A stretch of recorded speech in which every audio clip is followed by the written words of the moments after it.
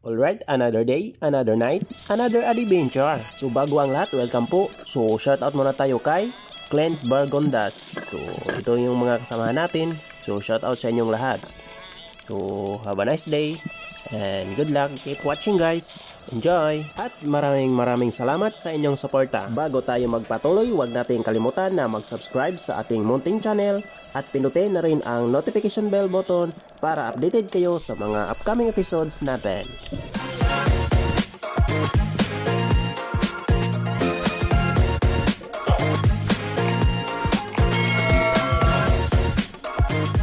At ito na nga kami, inihanda na ang aming mga diving gears. Unang sisid, may nakita agad tayong isda at good size na rin to. So titirahin na natin to. At ito'y masarap sa kinilaw syempre. Alam nating lahat yan mga kapwa ko spero. So this episode mga ka-venture, hindi tayo nakafocus to spare fish.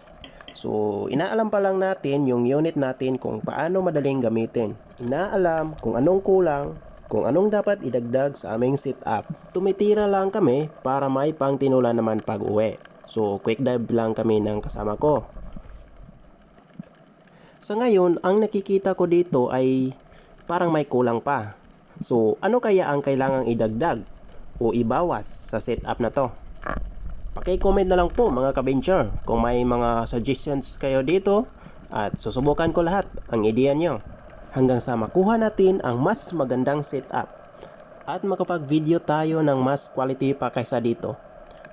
Kung gusto nyo rin tong content na to, magtulungan tayo para maging perfect ang lahat. At ayan na nga, may iilang nahuli na tayo mga ka-venture. Siguradong busog ang tiyan natin dito. Good size na rin tong aluman na ito. Hindi na siya nakagalaw pa. Masakit daw tong 60 cm natin at US prime line rubber natin mga ka-venture. At ito pang isang aluman mga ka-venture. Wala ka nang matatakasan pa. Si Master din may nahuli ding isang aluman at hindi niya ginamit yung spare gun niya. Yung ginamit lang niya yung kutsilyo na, yung diving knife niya. Pakatalas kasi itong original Salvimar niya na gunting. So ayan yung gunting mga ka-venture. So kung nakikita nyo, huwag nyo sayangin yung gunting kasi apakatalas, apakagandang gawing diving knife.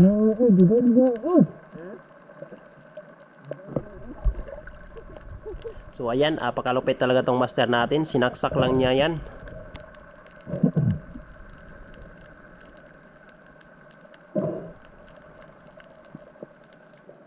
O ito, may isa na rin tayo nakitang solid sa pool. So ito yung pinakamalupit sa lahat. Yung octopus na ito tinatawag dito sa amin na tabugok.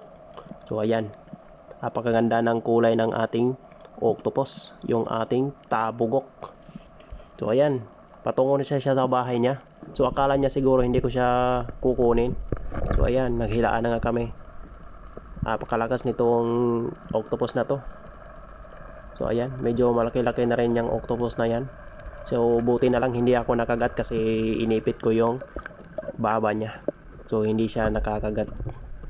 So mag-ingat lang tayo dito, baka bumaliktad yan ay sigurado na ko tagos talaga yung ngipin. Napakatalas pa naman ang ngipin ng mga octopus o tabugok. So wag na natin yang patagalin pa. Ilalagay na natin yan sa ating lalagyan. So kung napansin nyo, wala nga pala akong suot na gloves. So yung diving gloves ko kasi naiwan, kaya ayan, magdoble ingat na lang tayo, hindi tayo makagat nito. I don't think so. No, no, no, no.